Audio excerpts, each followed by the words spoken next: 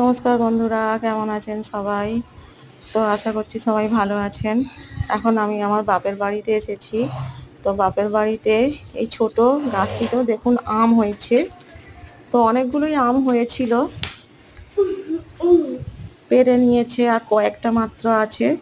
তো এই দেখুন, এই আমটিতে হাত দিতেই আমটি আমার হাতের মধ্যে চলে আসলো।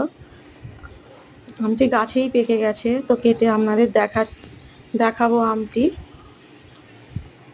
এই আমগুলো নাকি খুব মিষ্টি। তো দেখুন, আমি কাটছি।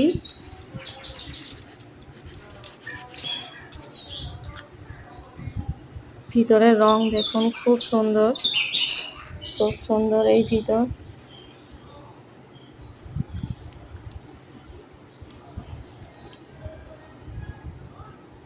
দেখুন,